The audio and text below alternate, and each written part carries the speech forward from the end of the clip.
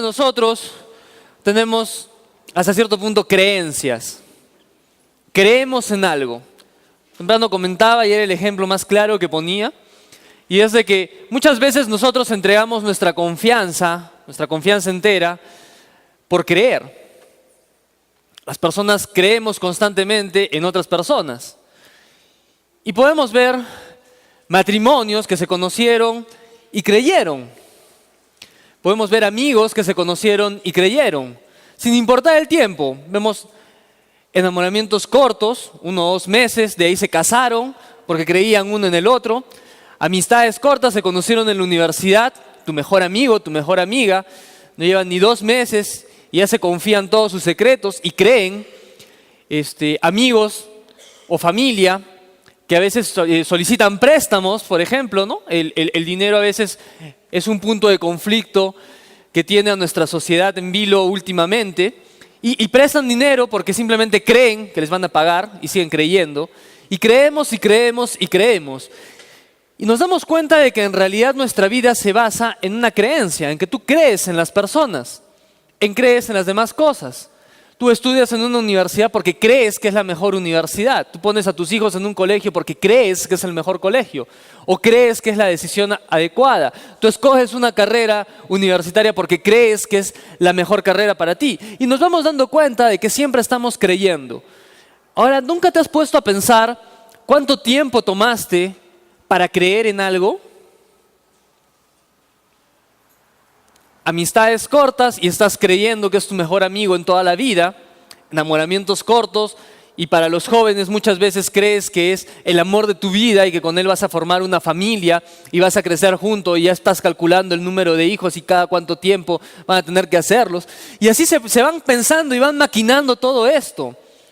Tú crees que estás estudiando en la mejor universidad y ya piensas dónde vas a hacer la maestría y sigues creyendo y nos vamos dando cuenta que hay un común denominador y es tiempo. ¿Cuánto tiempo te tomó creer en esto, en él, en ella? Y cuando vemos los matrimonios que a veces están fraccionados, que tienen problemas, que tienen circunstancias difíciles, viene el esposo o esposa y dicen, pero yo creía en él o en ella. Yo creía en su palabra. Cuando viene a la universidad y la cierran porque no está debidamente acreditada por el ministerio, dicen, pero yo creía en esta universidad y ahora no tengo título. O cuando estás estudiando y el colegio cerró, yo creía que era lo mejor para mi hijo. Cuando los hijos cometen un error, yo creía en mis hijos. Cuando los padres cometen un error, yo creía en los padres. Y nuevamente llegamos al tiempo. ¿Cuánto tiempo te llegó a conocer a una persona? En el caso de los hijos es desde que nacen. Pero en el caso de las amistades, de familiares, ustedes me pueden decir si conocen, los matrimonios conocen en su totalidad a la familia de su esposo o su esposa. En la totalidad. Nos movemos por núcleos, nos movemos por los tíos que siempre visitas, los que siempre frecuentas. Pero aún así tú crees. ¿Esto por qué? Porque simplemente todo se resume en yo creía. Ahora nos vamos a dar cuenta que la palabra de Dios es mucho más grande que el simplemente yo creía. La palabra de Dios nos dice de que Dios nos conoce desde el vientre de nuestros padres. Desde el vientre de tu madre. Yo te concebía desde el vientre de tu madre. Yo te conocía. Yo sabía los planes que tenía para ti desde el vientre de tu madre. ¿Quién te conoce mejor? Dios. ¿Y en quién tienes que creer más que en cualquier persona? En Dios. ¿Pero en quién estás creyendo tú? ¿En la gente, en las circunstancias, en tu trabajo, en el dinero, en la universidad, en cosas vanamente materiales? Vale la pena creer en Dios porque con Dios no todo es por creer. Si vamos a ver en la palabra de Dios, nosotros podemos creer por algo específico. No es creer por creer. Y vuelvo a la redundancia y vuelvo a repetir el ejemplo inicial. Nosotros creemos por creer en las personas, porque no hay nada que te asegure, ojo, no hay nada que te asegure que en quien tú estás creyendo va a cumplir todas las cosas que te está prometiendo. Y eso nos enseña la vida. Eso vamos aprendiendo. Actualmente la palabra ya no tiene mucho significado si no está refrendada por un contrato o una firma. Eso nos quiere decir de que nuestra sociedad ha cambiado de creer solamente en la palabra, en creer ya en cosas físicas. Pero Dios nos está enseñando día a día de que nosotros podemos creer en fe. Y es que la fe comienza creyendo. Si tú lo crees, tú lo tienes. Y en primer lugar, por creer vamos a tener gozo, paz y esperanza. Es la primera y el primer de los motivos que yo estimo es uno de los más principales por los cuales nosotros vamos a creer en Dios o por los cuales nosotros creemos en Dios. Porque tenemos gozo, paz y esperanza. Y en Romanos 15:13 nos dice: y el Dios de esperanza os llene de todo gozo y paz en el creer, para que abundéis en esperanza por el poder del Espíritu Santo. Nos dice que el Dios de la esperanza os llene de todo gozo y paz en el creer. Y acá la palabra de Dios nos dice que la forma en la que nosotros vamos a tener esperanza, gozo y paz es creyendo en Él. No hay otra fórmula. No hay otra forma en la cual nosotros podamos encontrar gozo, paz y esperanza más allá del creer en Dios. Porque si nuestro gozo, paz y esperanza está puesta en cosas materiales, esas cosas materiales al momento de terminar, al momento de acabar, simplemente nos va a quitar el gozo, la paz y la esperanza. Y no es pues que en Filipenses 4:7 nos dice: y la paz de Dios que sobrepasa todo entendimiento guardará vuestros corazones y vuestros pensamientos en Cristo Jesús. ¿De quién es la paz? De Dios. ¿Y cuál es la única forma en la que vamos a poder guardar nuestros corazones y nuestros pensamientos? En la paz de Dios. Si tú estás cruzando por una parte difícil en tu vida, la única forma en la que tú encuentres paz es con Dios.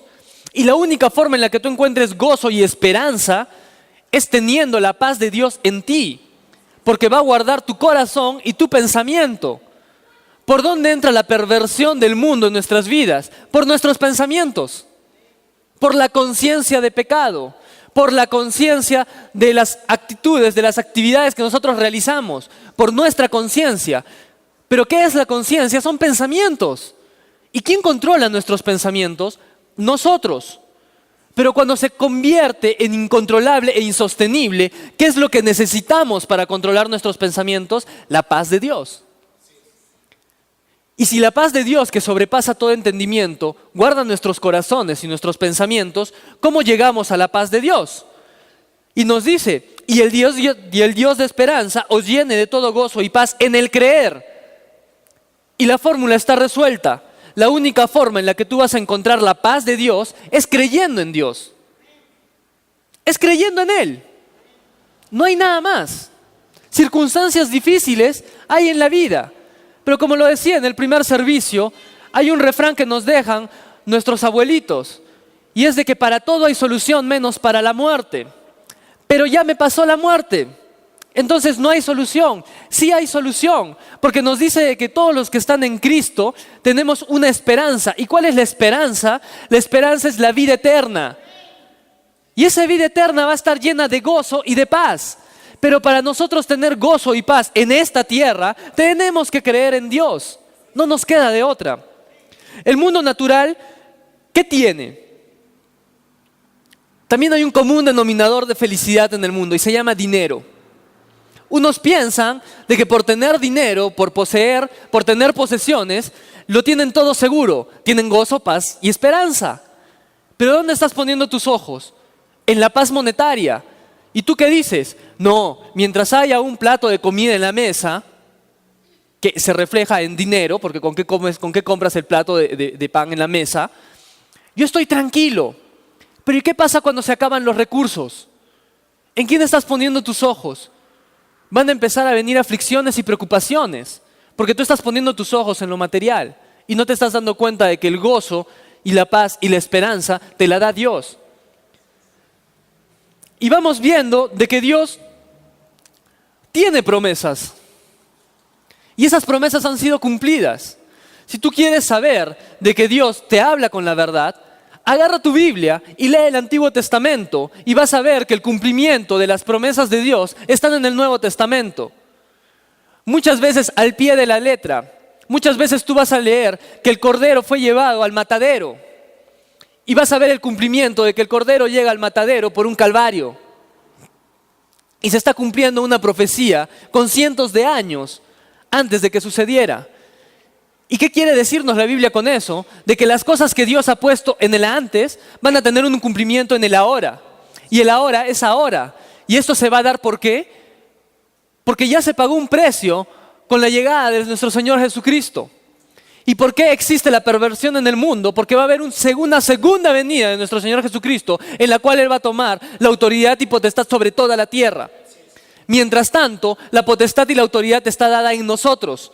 Y nosotros vamos a tener que infringir, vamos a tener que hacer cumplimiento a las promesas de Dios en nuestra vida. ¿Y cómo vamos a lograr eso? Obteniendo el gozo, la paz y la esperanza por medio del creer en Dios. Y eso es lo primero que te va a dar. Y cuando Dios te dé el gozo, la paz y la esperanza, tú vas a encontrar tranquilidad. Una tranquilidad que no tiene precedentes. Una tranquilidad que no tiene una fuente física, sino una fuente espiritual.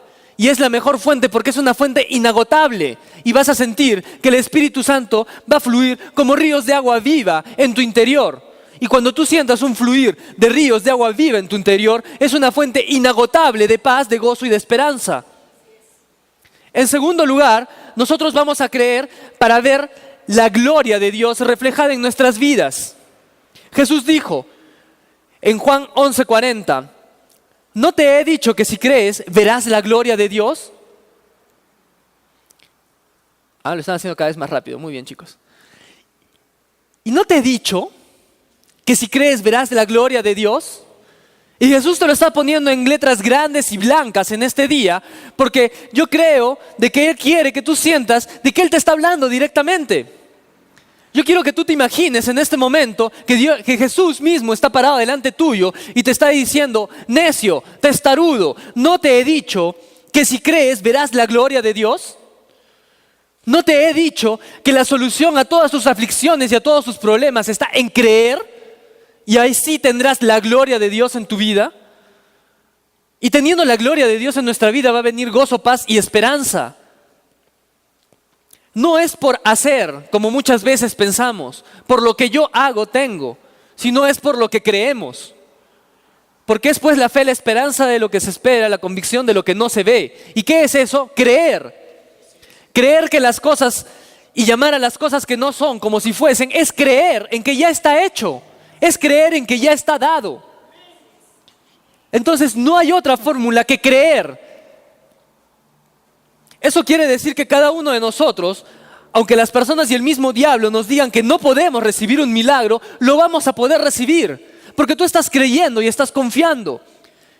Y acá venía una parte en lo que yo decía en el primer servicio de no contradecir, sino no aceptar algunos pensamientos que vienen a nuestras vidas y nos dicen, tu fe no estaba muy grande y por eso sucedió lo que sucedió.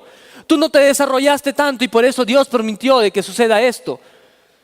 Tú no cumpliste con ciertas cosas que tenías que cumplir y nos están poniendo al Dios del Antiguo Testamento en un nuevo pacto. Y nos están poniendo al Dios, como decía en una película, esta persona es el Antiguo Testamento, dolor, muerte y venganza. Es el Antiguo Testamento, léanlo. Solo hay sangre. Es interesante. Pero ¿tú en qué Dios estás confiando? ¿En el Dios sin pacto? ¿En el Dios donde te entraba, como decían nuestros antiguos profesores, con la sangre entra la letra? Ese es el Dios del Antiguo Testamento. Pero ¿saben qué? Vino un nuevo pacto. Y la Biblia nos dice que se nos ha dado una medida de fe a todos. Por lo tanto, si te da una medida de fe a todos, es una fe suficientemente buena, es una fe proveedora. Y ponía este ejemplo: si viene tu hijo y te dice, papá, tengo frío y me quiero comprar una chompa y la chompa cuesta 20 soles, ¿tú cuánto le das a tu hijo? La medida exacta, 20 soles para que se compre su chompa. O tú le darías 10 soles y le dices, vas a tener que incrementar estos 10 soles, mientras tanto vas a tener que pasar frío hasta que completes los 20. No, le vas a dar los 20 soles y vas a esperar de que tu hijo tal vez lo multiplique y ya no se compre una, sino 2 chompas porque multiplicó los 20 soles. Esa es la medida de fe. Dios te ha dado una medida de fe totalmente suficiente para lo que tú estás necesitando. En este momento, cuando tú aceptas a Jesús como tu Señor y tu Salvador, Él te da una medida de fe. Pero esa medida de fe es suficiente para tu vida. en este momento, pero tú quieres más, desarrolla tu fe.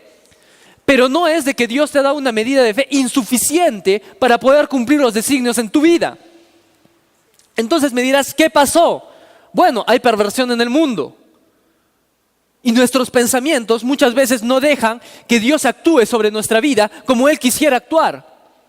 Entonces, ¿qué es lo que primero necesitamos para desarrollar nuestra fe?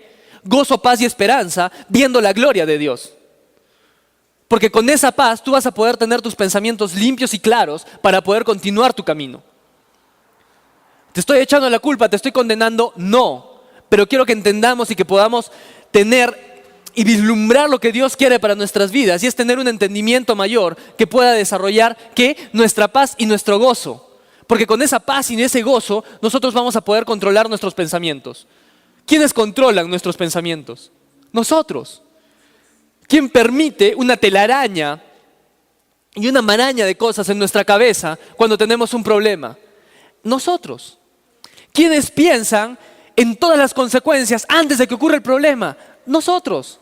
¿Quiénes ven el resultado final sin siquiera confiar en Dios, sino pensando en cómo van sucediendo las cosas por experiencias propias?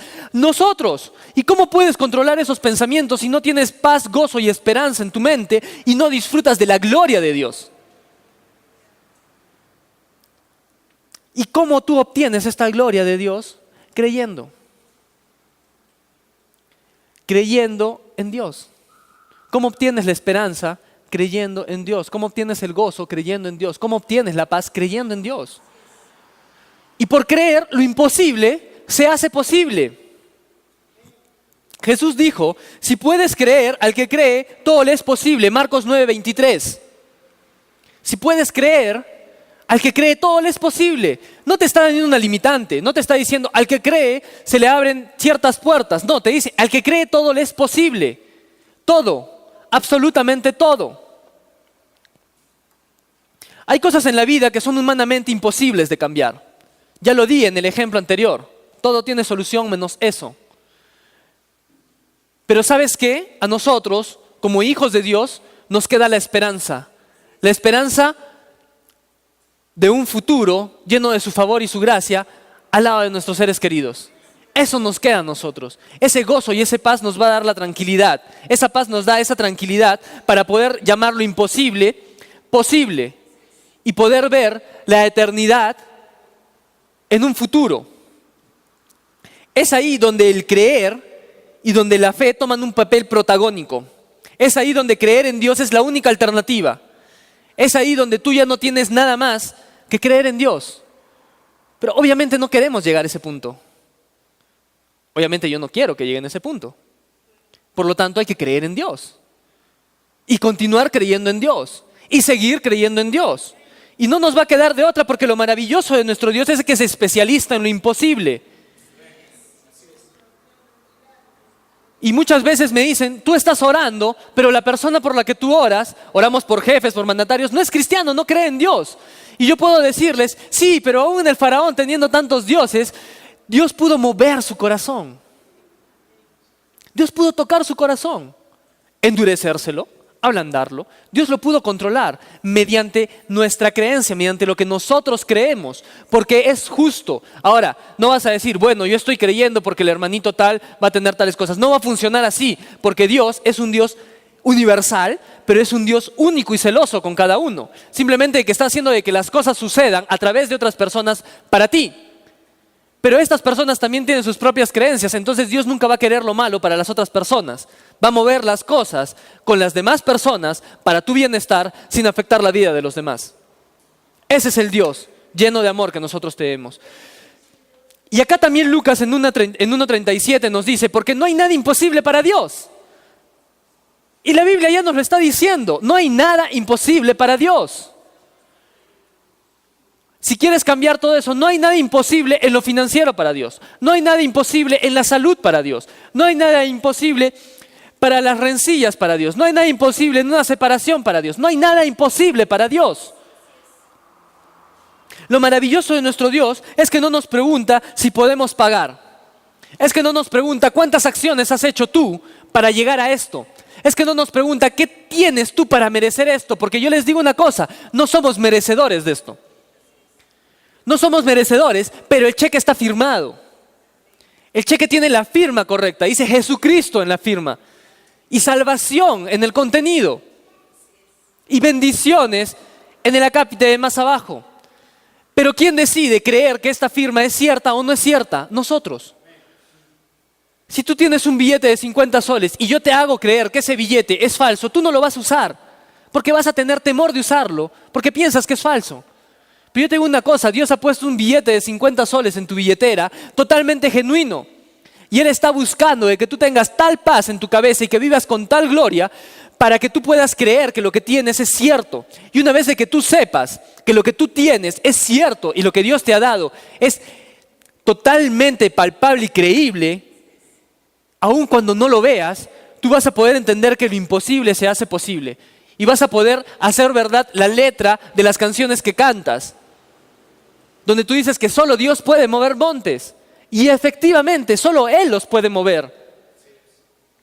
Pero Él los va a mover por ti, porque tú vas a creer en Él. Y tú vas a poner el monte delante de Dios y le vas a decir, Dios, quiero que quites este monte. Quiero que quites este monte de enfermedad, quiero que quites este monte de dolor, quiero que quites este monte de tristeza, quiero que quites este monte de aflicción. Y Él lo va a mover. ¿Y sabes cuánto necesitas tú para mover eso? Un granito de mostaza. Ese granito de mostaza que tú necesitas, ese granito de mostaza es la medida de fe que tú necesitas. Y es la que Dios ha puesto en ti. Te ha dado el granito de mostaza para que lo germines y lo hagas crecer y florecer. De esa forma. Y por último, ¿por qué más vamos a creer?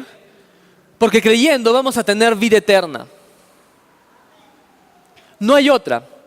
Si tú crees y tienes gozo y tienes paz y tienes esperanza, si tú crees y llamas lo imposible como posible, si tú crees y puedes vivir en la gloria de Dios, tú crees para tener una vida eterna.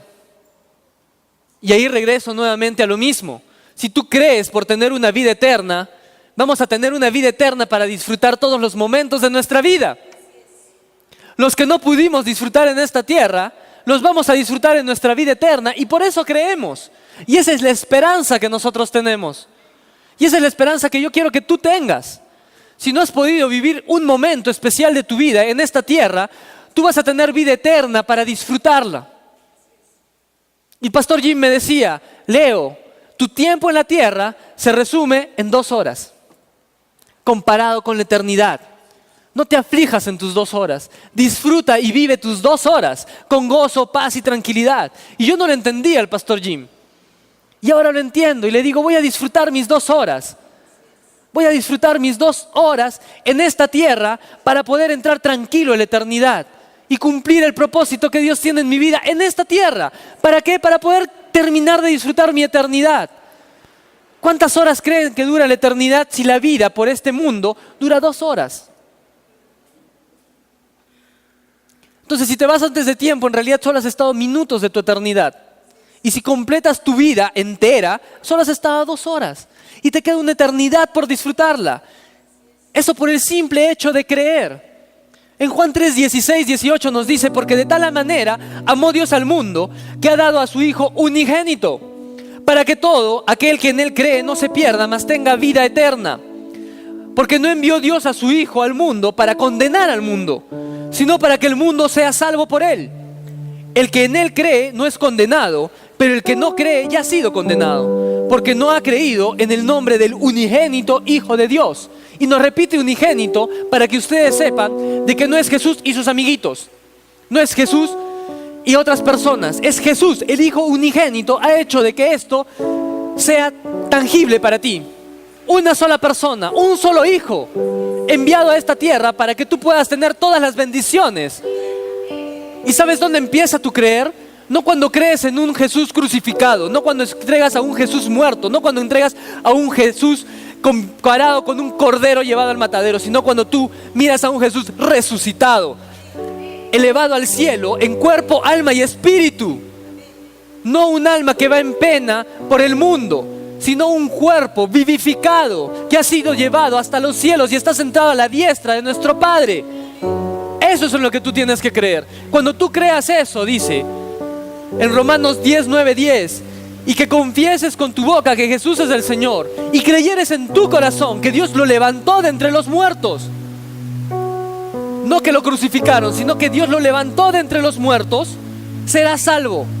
Entonces la única manera que tú tienes para ser salvo es creer que Jesús es el Señor y creas en tu corazón que Él ha sido resucitado. Porque con el corazón se cree para justicia, pero con la boca se confiesa para salvación.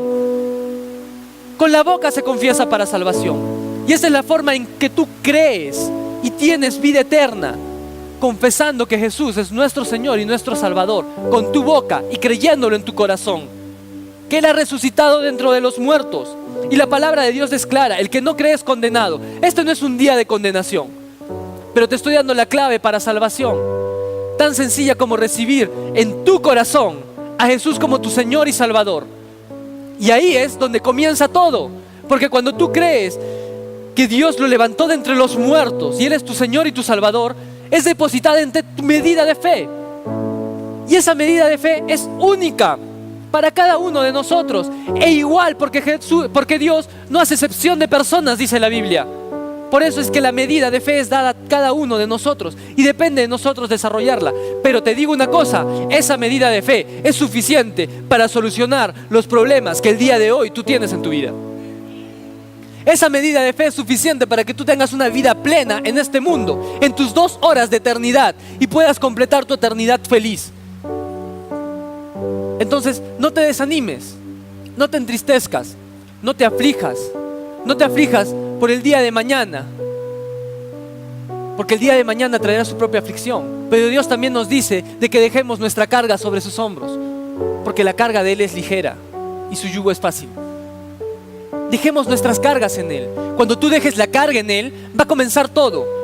Porque yo sé que tú ya has dado el primer paso, y si no lo has dado, lo vamos a dar en unos minutos. Yo sé que tú ya has dado el primer paso y has recibido a Jesús en tu corazón y has creído con todo tu corazón que Dios lo resucitó de entre los muertos. Por lo tanto, ha sido depositada esa medida de fe en ti, y esa medida de fe nosotros vamos a orar para que esa medida de fe te pueda dar la paz, el gozo y la tranquilidad que necesitas, para que tus pensamientos sean uno con Dios y para que tus pensamientos puedan abrirte la gloria de Dios en tu vida. Y cuando la gloria de Dios esté abierta en tu vida, tú vas a lograr en conjunto con Dios, en un solo espíritu, hacer las cosas imposibles posibles, para poder disfrutar la vida eterna que Dios tiene destinada para cada uno de nosotros.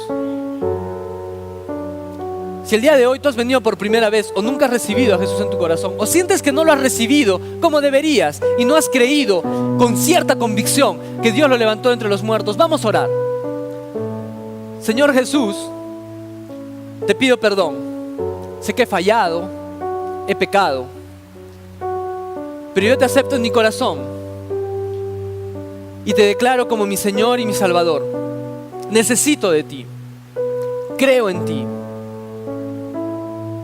soy salvo contigo y te doy gracias porque contigo tengo vida eterna, y te doy gracias porque contigo tengo un futuro prometedor.